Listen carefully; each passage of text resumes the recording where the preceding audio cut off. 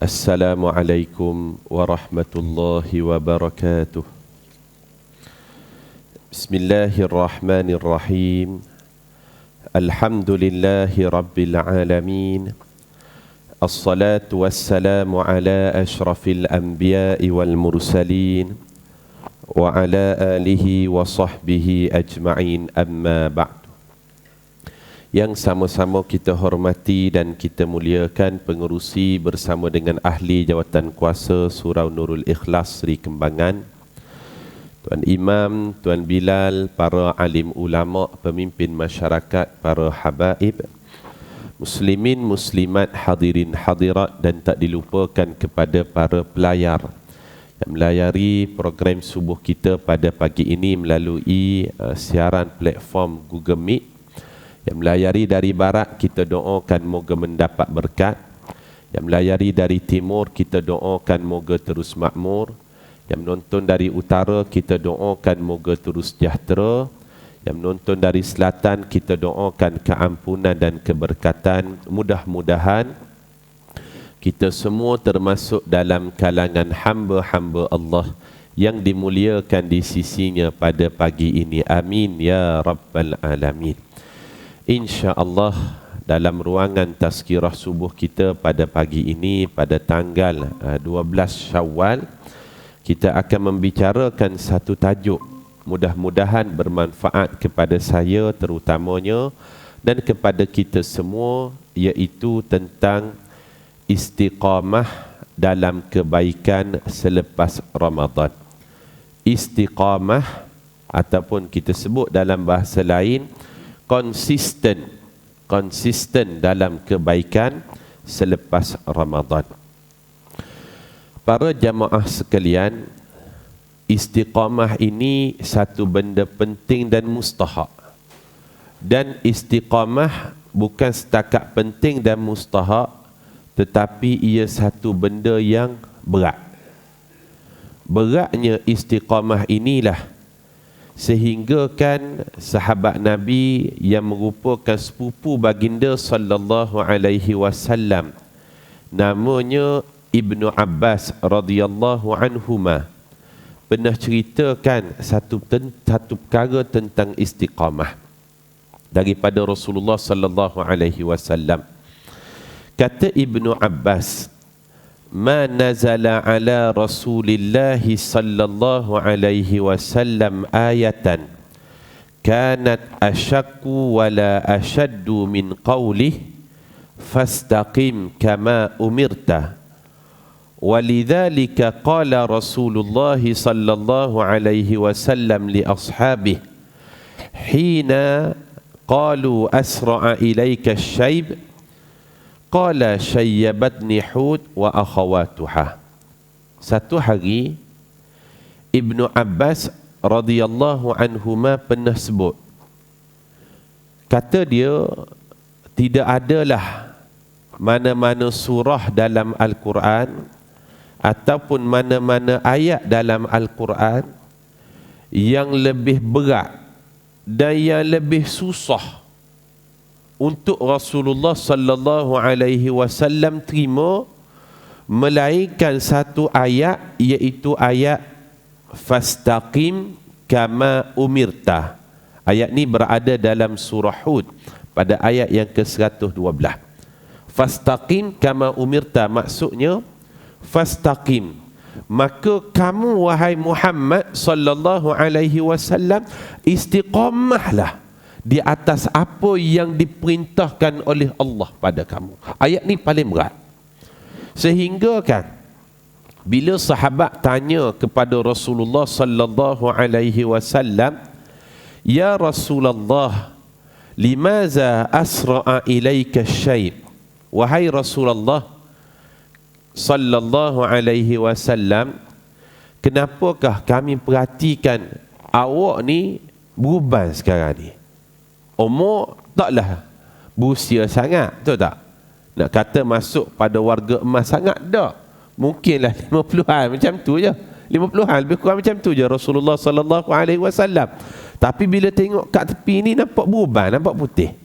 Limaza asra'a ilaika syai'? Kenapa awak beruban cepat sangat wahai Rasulullah sallallahu alaihi wasallam? Sahabat tanya. Maka kata baginda sallallahu alaihi wasallam, syayyabatni hud wa akhawatuha. Yang menyebabkan aku jadi beruban ni, aku banyak fikir. Sebab apa?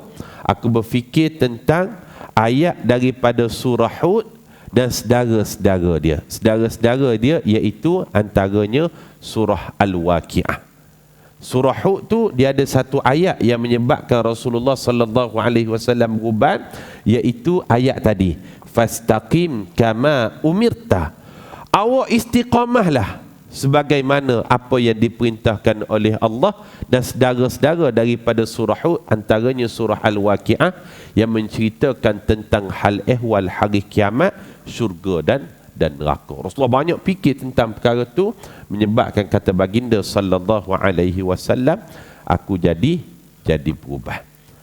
Kalaulah istiqamah ni mudah, kalaulah istiqamah ni ringan, kalaulah istiqamah ni senang, maka nescaya takkan berubah Rasulullah sallallahu alaihi wasallam dengan ayat fastaqim kama umirta. Bahkan macam-macam permasalahan yang berlaku dalam kehidupan hari ni, puncanya satu je. Apa dia? Sukarnya kita untuk istiqamah dan konsisten dalam kebaikan dalam kehidupan kita ni. Istiqamah ni payah, yang mudahnya istirahat. Betul tak? Istirahat, rehat sajalah. Layan Facebook, TikTok, Instagram, bagai-bagai, itu mudah. Tapi yang payahnya istiqamah. Sebab itu nak istiqamah dalam perjuangan, istiqamah mencari yang halal dan barakah, istiqamah dengan iman, ini bukan satu benda yang mudah. Sebab itulah orang yang mampu istiqamah, konsisten di atas segala perintah Allah, di atas segala larangan Allah, orang ni orang yang bukan sahaja Allah sayang, tetapi dia akan dicintai oleh Rasulullah sallallahu alaihi wasallam. Sebab itu ada di dalam dua hadis tentang kelebihan orang yang istiqamah ini. Satunya Rasulullah sallallahu alaihi wasallam sebutkan, hadis ni sahih, muttafaqun alaih, diriwayatkan oleh Imam Bukhari Muslim. Kata Rasulullah sallallahu alaihi wasallam, inna ahabbal a'mali ilallah, sesungguhnya amalan yang paling dicintai oleh Allah, apa dia? Adwamuha wa in qalla. Orang yang boleh konsisten, boleh istiqamah melakukan kebaikan, walaupun kebaikan yang dilakukan tu sikit. Dia bukan buat sebanyak terus, habis je Ramadan berhenti, malah dah aku solat jemaah. Masa Ramadan 20 tarawih steady je, kacang je bagi dia. Tapi lepas Ramadan riap, ada orang buat poster, ramai orang yang hilang selepas Ramadan. Sukarnya istiqamah sehingga keluarnya poster demikian, betul tak? Sebab itu Rasulullah sallallahu alaihi wasallam sebut, inna ahabbal a'mali ilallah, amalan yang paling Allah sayang, Allah suka, Allah cinta, bila seseorang itu kekal konsisten dalam kebaikan, adwamuha wa in qalla. Dia boleh konsisten melakukan kebaikan walaupun benda tu sikit, tapi berterusan sehinggalah dia bertemu Ramadan yang nanti. Ini payah. Apa dia tu? Istiqamah. Sebab itu Rasulullah sallallahu alaihi wasallam pernah pesan dalam satu hadis yang diriwayatkan oleh Imam Bukhari. Rasulullah pesan kepada seorang sahabat namanya Abdullah bin Amr bin As. Kata baginda sallallahu alaihi wasallam, ya Abdullah, wahai hamba Allah, la takun mithlu fulanin, awak jangan jadi seperti fulan. Apa nama fulan ni? Rasulullah sallallahu alaihi wasallam tak sebut namanya. Boleh jadi mungkin nak jaga air muka dia ataupun nak jaga marwah dia dan sebagainya, Allahu a'lam. Tapi Rasulullah pesan kepada seorang sahabat ni namanya Abdullah bin Amr bin As, la takun mithlu fulanin, awak jangan jadi seperti si fulan ni. Nama apa? Allahu a'lam, tak tahu. Macam mana dia? Kana yakumul lail fataraka qiyamal lail ba'dahu. Dia ni rajin qiyamul lail pada satu ketika je. Lepas satu ketika tu, dia tinggalkan terus qiyamul lail pada hari-hari seterusnya. Rasulullah pesan kepada sahabat. Sebab apa? Sebab dia tak mampu istiqamah ataupun konsisten.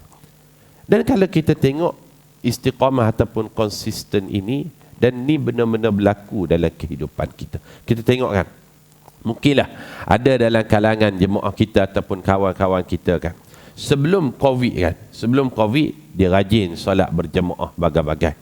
Tapi lepas Covid, ketika tu tak dibenarkan, ramai datang dan sebagainya, lepas daripada tu dia tak datang dah dia.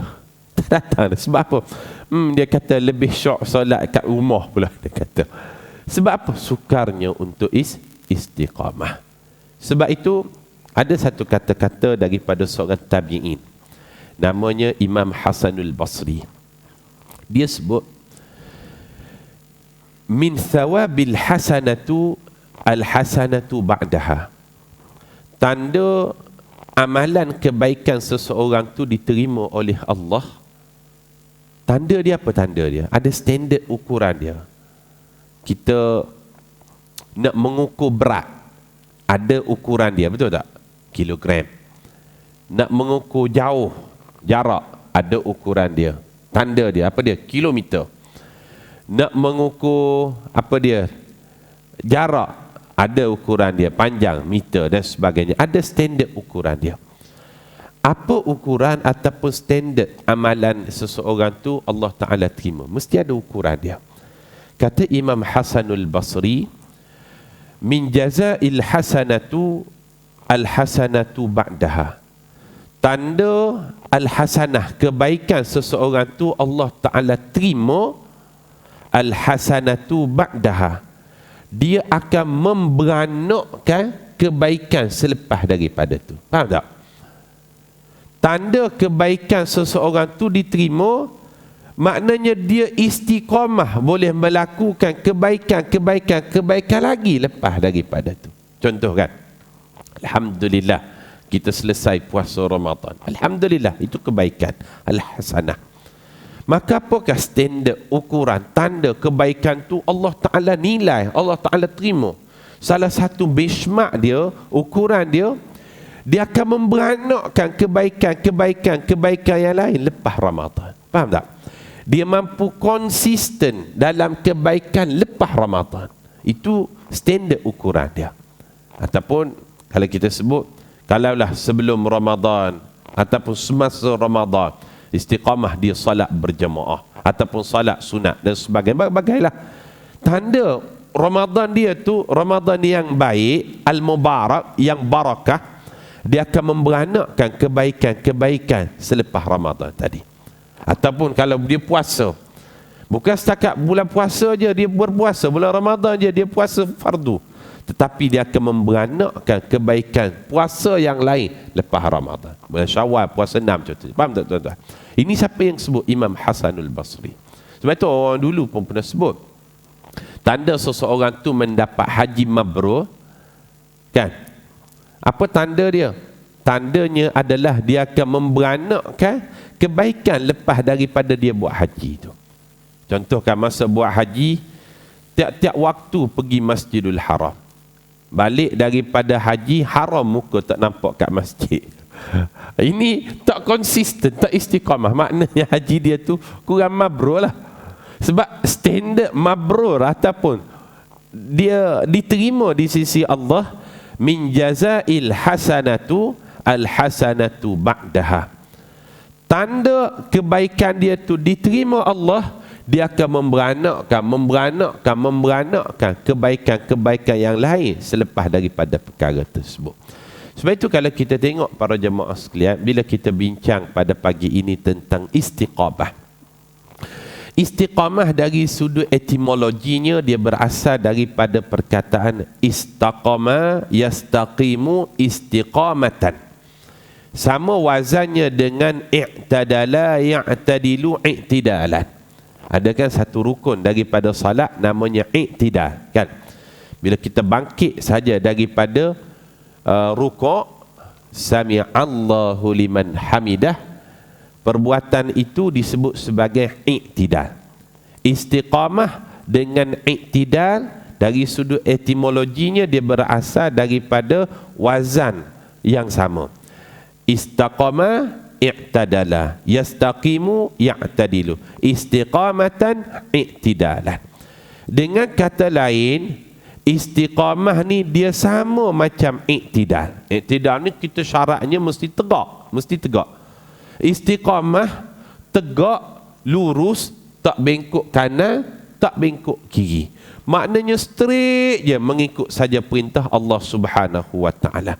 Sebab itu dari sudut terminologi Imam Ibn Hajar menyebut istiqamah ini al-istiqamah wa hiya kinayatun 'anit tamassuki bi amrillahi ta'ala fi'lan wa tarakan wa qawluhu fih.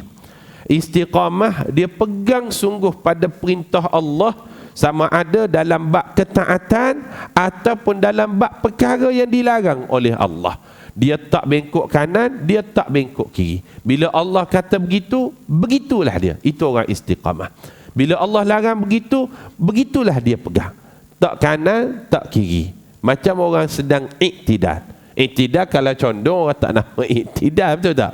Ataupun kalau bengkok saya tak nama iktidal. Syaratnya mesti lurus tegak. Sebab itu kalau kita tengok sahabat-sahabat boleh istiqamah. Contohnya Bilal bin Rabah, Sumayyah sanggup mati. Kenapa? Istiqamah. Anaknya Ammar, suaminya Yasir, Hatib bin Abi Balta'ah, istiqamah. Istiqamah ni perintah Allah begitu, begitulah dia. Sebab itu tuan-tuan, kalau kita tengok dalam Al-Quran, bila kita sebut istiqamah, dalam Al-Quran Allah Subhanahu wa ta'ala ulang perkataan istiqamah ni ada sebanyak 10 kali.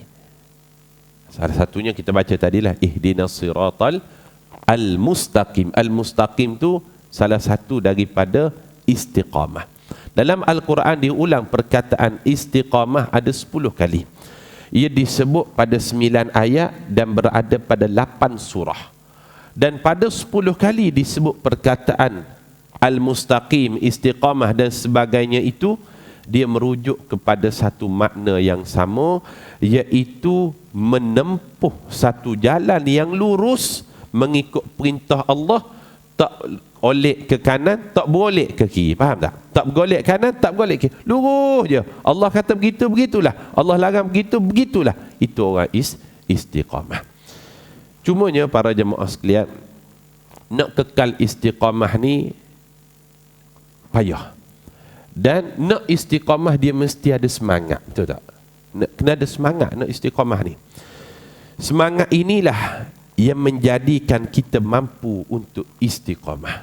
Kalau tak ada semangat, tak mampu istiqamah. Nak kerja, tak ada semangat, boleh tak? Kerja 2-3 hari, kerja nak berhenti je lah. Nak buat apa-apa, kena ada semangat. Saya pernah tanya pada dia ni komando Pascal. Kalau tuan-tuan pernah dengar, pasukan khas laut TLDM, dia komando pegawai. Saya pernah tanya dia tentera biasa ni tak sama dengan komando. Komando ni dia latihan, dia punya macam-macam lah. Geng-geng pasukan khas kan, GGK, Grup Gerak Khas, UTK, Komando 69, Pascal. Saya pernah tanya pegawai Pascal, awak ni gaji besar dah. Kita tanya dia. Masa dia join sekarang ni pangkat dia komander. Kenapa awak nak juga join Pascal? Awak ni dah pegawai dah. Kenapa awak nak juga? Bukankah join Pascal ni penat? Latihan asas, kursus asas dia tu 3 bulan, tinggal keluarga, kena pukul, kena makan benda-benda tak elok, makan kera, makan biawak, bagai-bagai. Ini true story dia. Belagi beratus kilo. Kenapa awak sanggup istiqamah nak dapatkan title komando tu? Dia kata satu je, kerana semangat. Dia kata kerana semangat. Maka kita faham, semangat ni menyebabkan seseorang tu mampu istiqamah. Betul tak? Orang yang jadi para kan, para ni dia dapat sayap penerjunan kan. Orang lain naik kapal terbang naik, dia ni naik kapal terbang terkejut. Naik terkejut, naik kapal terbang lagi terkejut bukan 1,000 kaki, 2,000 kaki, 5,000, 10,000, 20,000 kaki. Kita tanya kenapa awak sanggup buat macam ni? Istiqamah terkejut tu. Bukan lelaki ya, perempuan pun sama. Dia kata satu je, semangat. Semangat nak dapatkan sayap tu. Maka kita faham, rupa-rupanya salah satu cara nak istiqamah mesti kena ada semangat. Mesti kena ada semangat.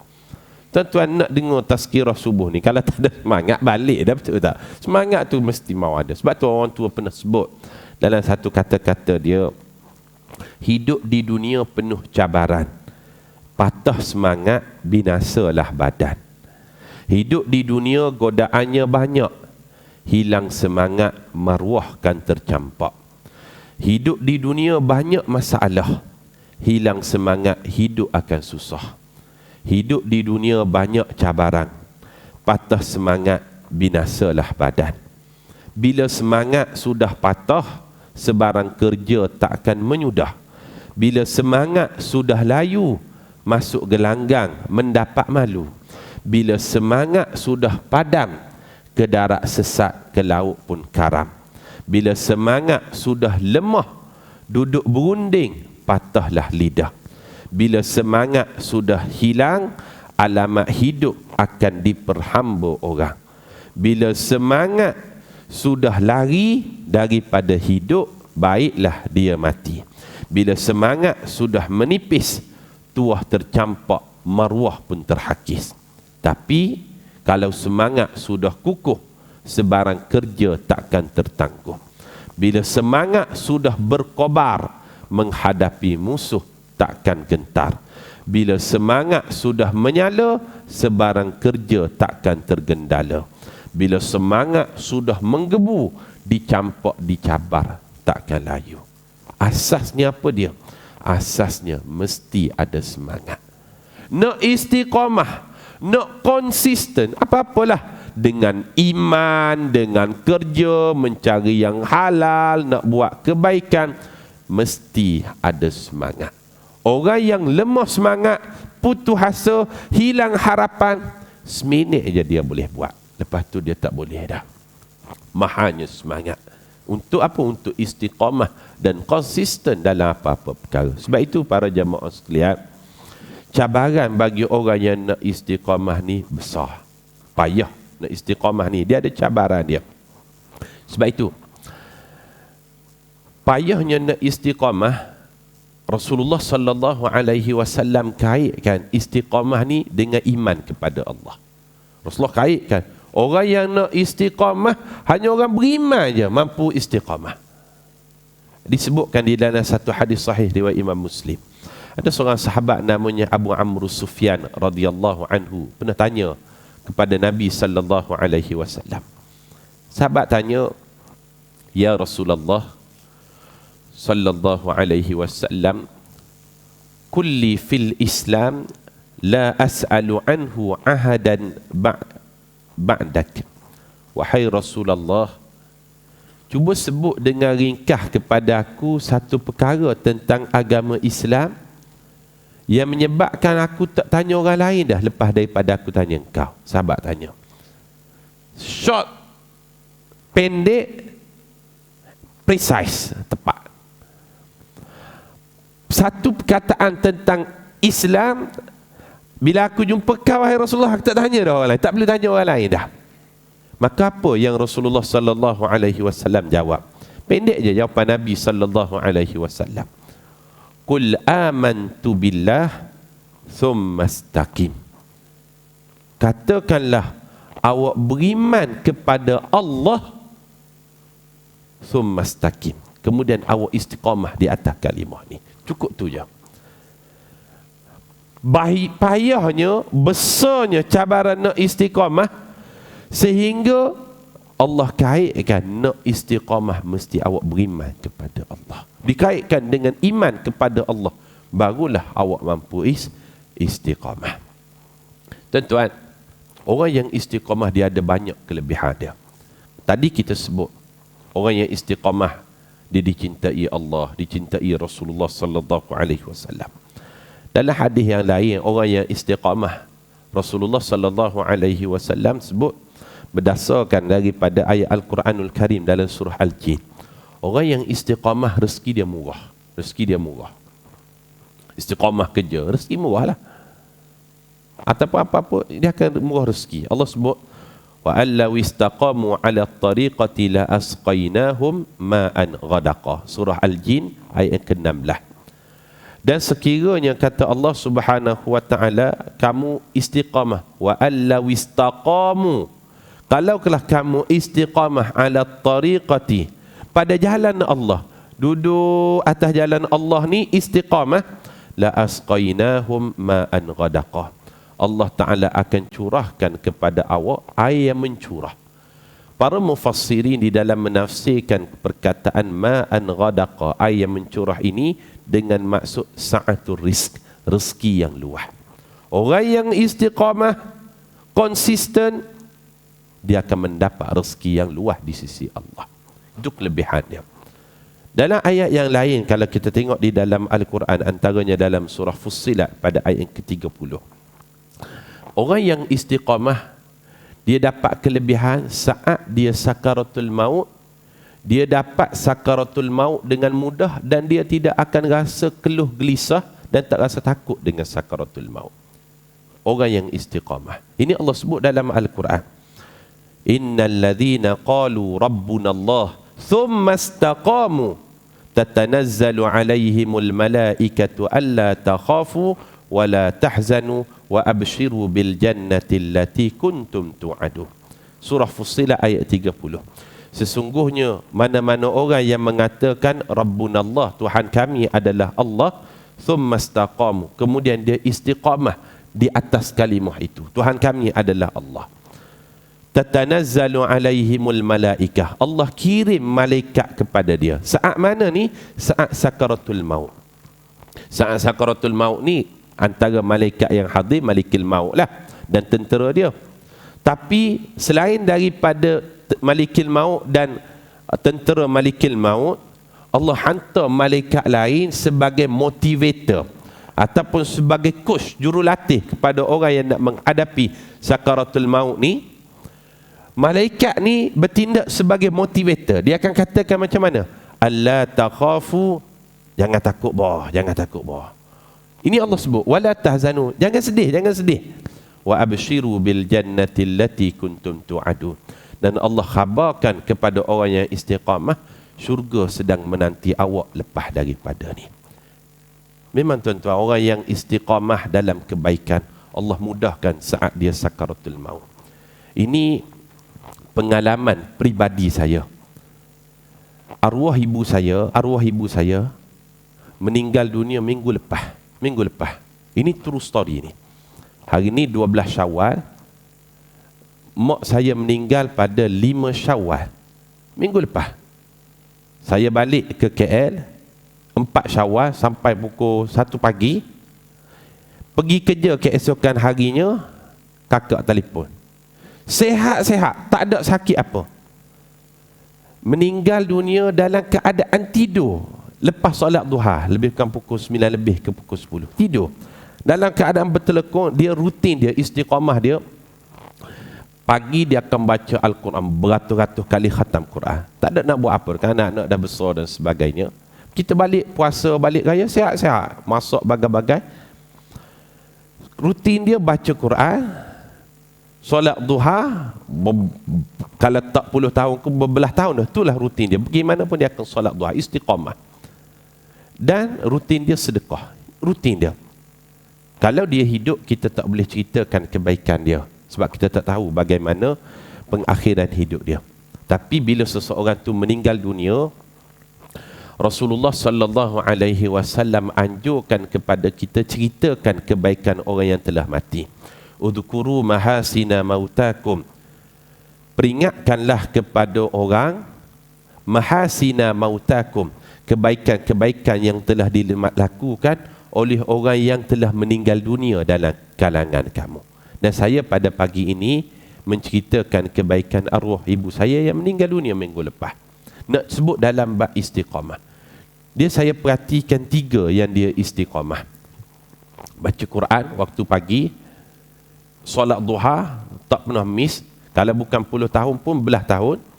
Yang ketiga dia sedekah. Anak-anak bagi duit bagai-bagai kan. Lepas tu dia pun dapat pencen dan sebagainya. Dia nak beli untuk diri dia pun tak ada apa nak beli dah. Sebab nak beli ya biasanya anak-anak akan beli 8 beradik ni. Dia nak apa je kita beli. Nak apa je kita beli. Jadi duit yang dia ada tu, gembiranya dia kalau dia boleh berbagi pada orang. Dia beli barang tu, bagi pada kawan-kawan dia, kawan-kawan masjid dia sebagainya. Dia bagi. Itu kegembiraan bagi diri dia. Istiqamah dia terhadap amalan-amalan tersebut, akhirnya Allah matikan dia dalam keadaan menghadapi sakaratul maut seperti dicubit halus je. Cubit halus gitu je. Sehingga kan nama lagi manusia pastilah ada perasaan galak. Sebabnya dia pergi dalam keadaan sihat, tak meninggalkan sepatah pesan ke apa ke, tak ada. Saya balik hampir seminggu lah, hari Rabu sebelum Ramadan tu, raya hari Sabtu. Hari Rabu tu saya balik dah. Rabu buka puasa, Khamis, Jumaat, Sabtu buka puasa dengan dia. Sihat. Raya pertama, raya kedua, raya ketiga, raya keempat tu sihat. Raya kelima tu dia kata pagi tu dia nak makan nasi dagang. Pergilah beli, kakak pergi beli. Lepas solat duha, dia bangun. Pukul 9 lebih tak bangun. Pukul 10 kakak kejut dia. Mak, makan nasi dagang ni. Makan nasi dagang dah beli dah. Tak gerak, tak bangun.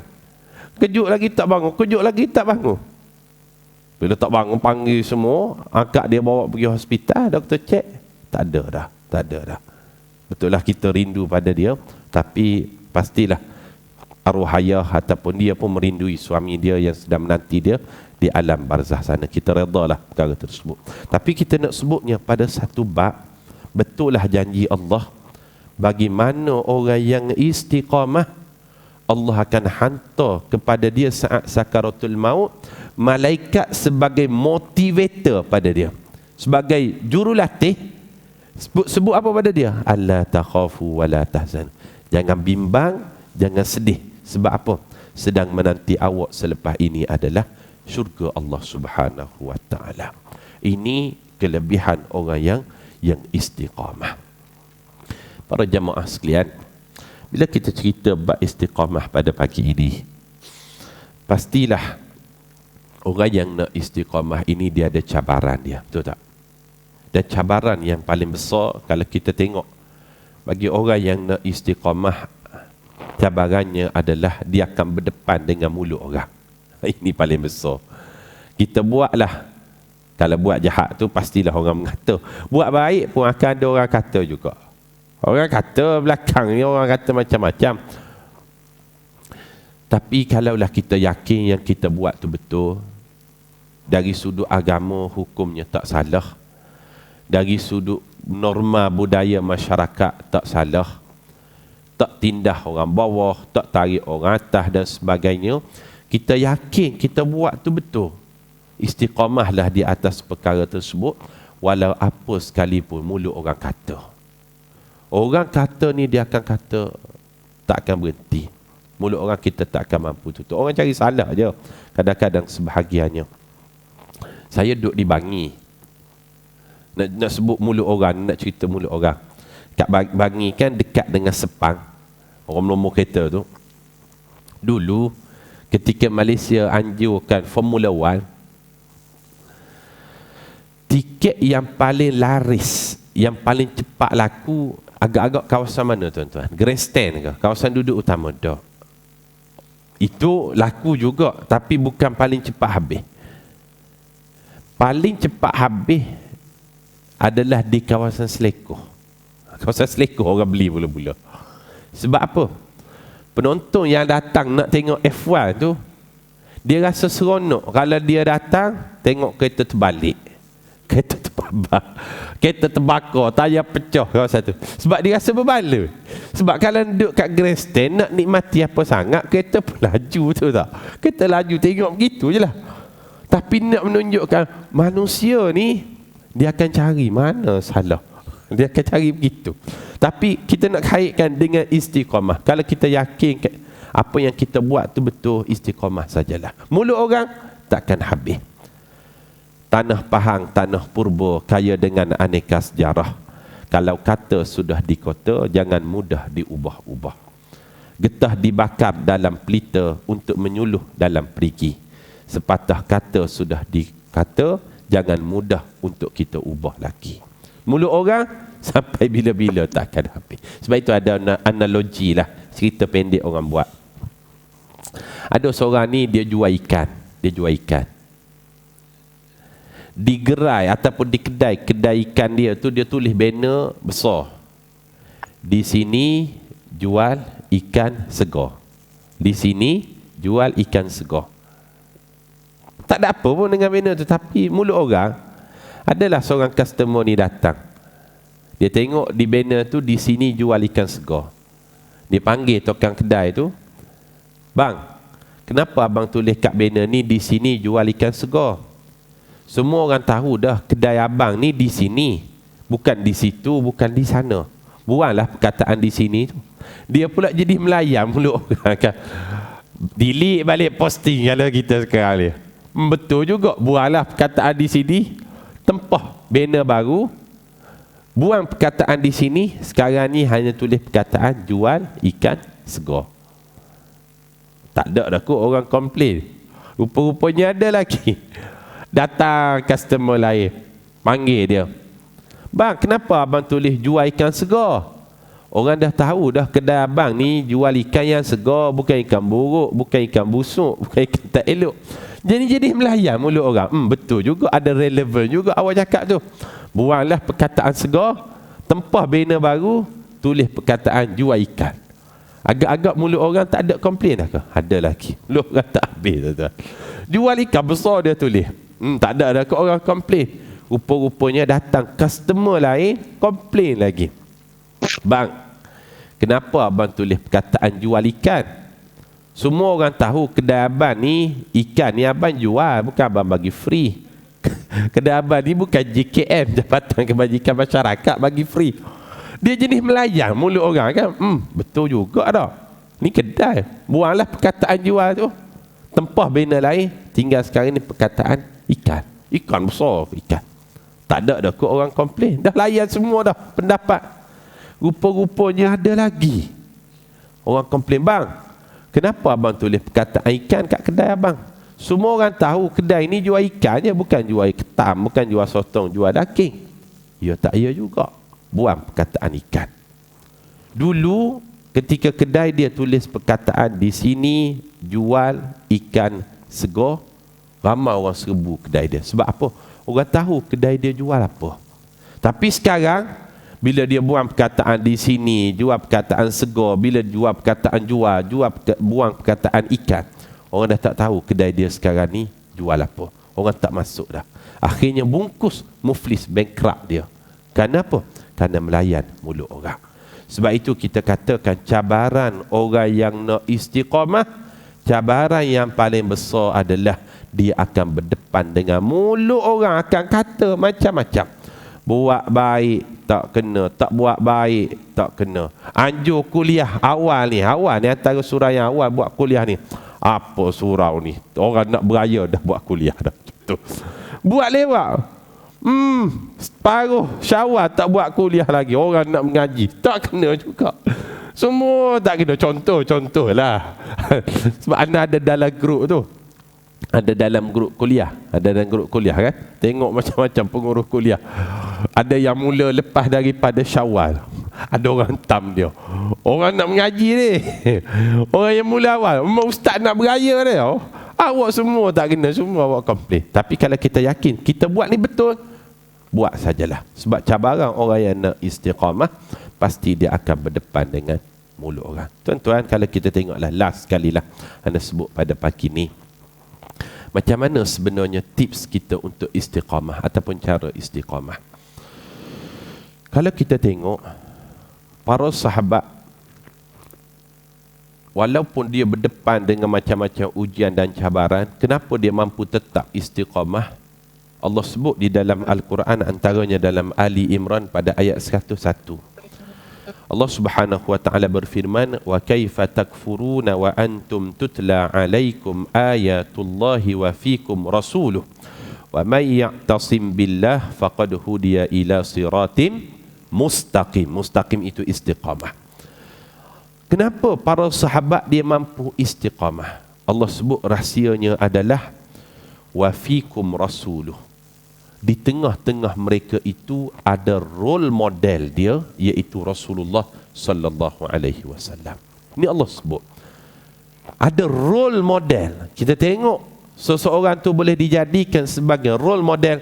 Itulah sebenarnya tips untuk membangkitkan kita, istiqamah. Rasulullah sallallahu alaihi wasallam dirinya dijadikan role model oleh para sahabat.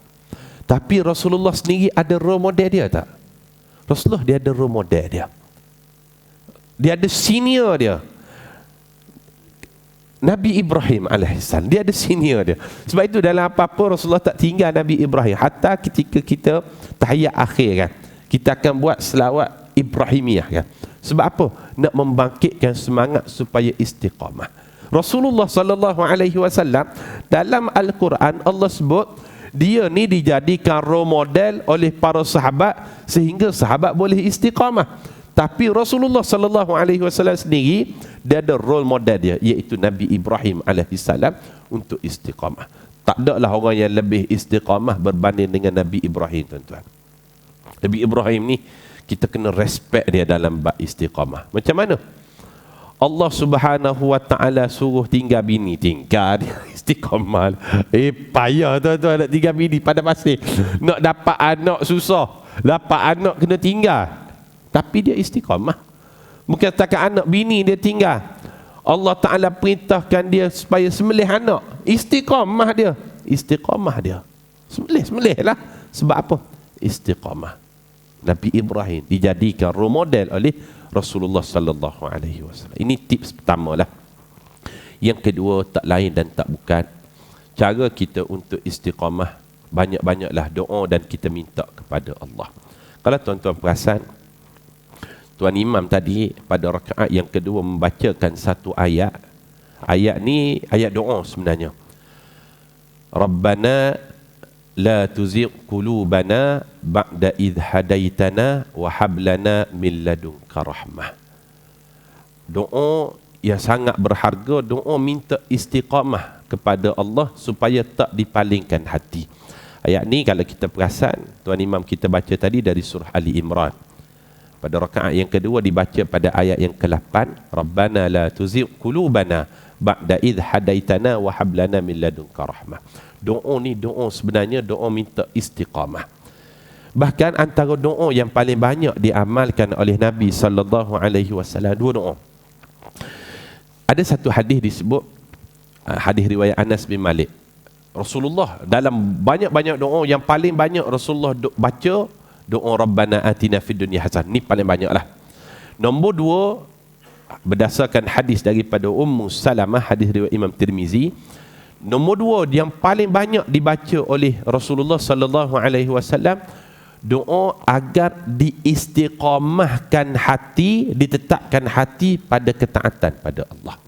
Iaitu doa ya muqallibal qulub, tsabbit qulubana ala dinika wa ala ta'atik. Isteri baginda namanya Ummu Salamah pernah tanya, ya Rasulullah sallallahu alaihi wasallam, awak ni banyak sungguh duk ulang-ulang doa ni, ya muqallibal qulub, ya muqallibal qulub, ya muqallibal qulub.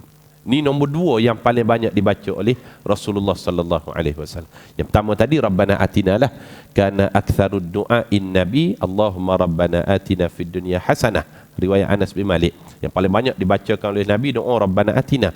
Yang keduanya ya muqallibal qulub. Ni yang selalu diulang oleh Nabi sallallahu alaihi wasallam. Bila Ummu Salamah tanya, wahai Rasulullah, awak ni banyak sangat baca ya muqallibal qulub, ya muqallibal qulub. Wahai Allah yang memegang hati kami, yang membolak-balikkan hati kami, sabbit qulubana, istiqamahkanlah hati kami ala dinika, atas jalan agamamu, wa ala ta'atika, atas ketaatan kepadamu. Kenapa awak selalu minta agar diberi istiqamah ataupun konsisten ketaatan kepada Allah. Maka jawab baginda sallallahu alaihi wasallam, hati manusia ni berada di dalam genggaman Allah, dan Allah boleh menetapkan hati seseorang itu pada jalan iman dan boleh dipalingkan hati sehingga cenderung kepada kekufuran. Maka selalulah minta kepada Allah agar Allah pegang hati kita dilorongkan pada jalan ketaatan kepada Allah Subhanahu wa taala.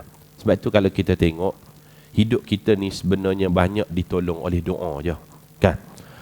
Banyak benda yang impossible, benda yang kita kata tak dapat dah, mustahil dah, tak dapat.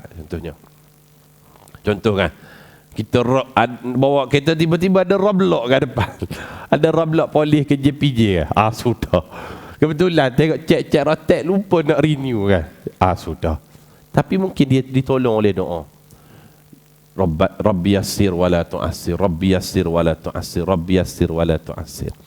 Bila nak sampai turn dia aja, ada ambulans kat belakang. Wimo. Polis kata rata, cepat ambulans datang. Banyak benda di luar akal kita, kadang-kadang Allah Ta'ala bantu dengan doa. Lalu salah satu cara nak istiqamah, banyak-banyaklah kita berdoa. Allahumma ya muqallibal qulub. Kadang-kadang kalau kita pergi ke Mekah kan, Masjidul Haram, hari Jumaat, siapa yang solat subuh berjemaah hari Jumaat, kemudian dia keluar, dia nak masuk balik solat Jumaat tu, babai, tak dapat lah. Tapi mungkinlah, benda tu impossible, memang mustahil lah lagi-lagi sekarang. Tapi mungkin dia doa, ya Rabbi yassir, Rabbi yassir, Rabbi yassir, bagai-bagai. Time dia pergi tu, ya haji Malaysia, tak Malaysia, bagi masuk. Tiba-tiba, sebab apa? Mungkin doa dia ditolong oleh Allah Subhanahu wa taala. Maka banyaklah kita berdoa agar Allah tetapkan hati kita istiqamah pada jalan ketaatan kepada Allah Subhanahu wa taala. Akhirnya tuan-tuan, saya menjemputlah tuan-tuan hadiahkan Al-Fatihah, bacaan Al-Quran kepada Allah Yarhamah Azizah binti Seni, bonda saya yang meninggal dunia pada minggu lepas. Moga Allah Subhanahu wa taala lapangkan kuburnya dan Allah Subhanahu wa taala jadikan kuburnya itu sebagai salah satu daripada taman-taman syurga Allah Subhanahu wa taala, insya-Allah. Aqulu qawli hadza wa astaghfirullahal azim li wa lakum. Assalamualaikum warahmatullahi wabarakatuh. A'udzubillahi minasyaitonir rajim. Bismillahirrahmanirrahim. Alhamdulillahi rabbil alamin. Wassalatu wassalamu ala asyrafil anbiya'i wal mursalin wa ala alihi wa sahbihi ajma'in. Allahumma ighfir lana dhunubana wa liwalidina warhamhum kama rabbawna sighara. Allahumma khtim lana bihusnil khatimah wa la takhtim alayna bisu'il khatimah. Allahumma ya muqallibal qulub thabbit qulubana ala dinika wa ala ta'atik. Rabbana la tuzigh qulubana ba'da idh hadaytana wa hab lana min ladunka rahmah innaka antal wahhab. ربنا آتنا في الدنيا حسنة وفي الآخرة حسنة وقنا عذاب النار. صلى الله على نبينا محمد وعلى آله وصحبه وبارك وسلم. الحمد لله رب العالمين. تقبل الله منا ومنكم.